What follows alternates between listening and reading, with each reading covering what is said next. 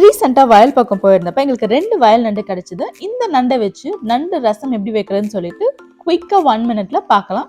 First நண்டை தண்ணி ஊற்றி கழுவிட்டு சட்டியில் அம்மிக்கல்ல நல்லா இடிச்சு எடுத்துக்கோங்க. இந்த நண்டுல சதை எதுவுமே இருக்காது, வெறும் தண்ணி தான் இருக்கும். அந்த தண்ணி தான் நமக்கு தேவை.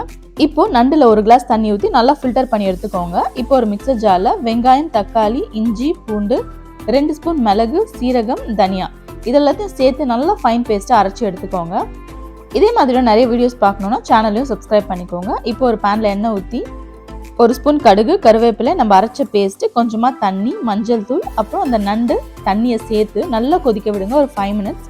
நல்லா கொதிச்சதுக்கப்புறமா பொடியாக கட் பண்ண கொத்தமல்லி இலைகளை தூவி நல்லா மிக்ஸ் பண்ணி விட்டிங்கன்னா அவ்வளோதான், நம்மளுடைய நண்டு ரசம் ரெடி ஆகிடுச்சு. இதை சாப்பாடுக்கு அப்படி இல்லைன்னா அப்படியே கூட குடிக்கலாம். கோல்டன் காஃப்க்கு ரொம்பவே நல்லது. ஃபுல் வீடியோ லிங்க் டிஸ்கிரிப்ஷனில் இருக்குது. இந்த மாதிரியான நிறைய 1 மினிட் ரெசிபீஸ்க்கு சேனலையும் சப்ஸ்கிரைப் பண்ணிக்கோங்க. நெக்ஸ்ட் வீடியோவில் பார்க்கலாம்.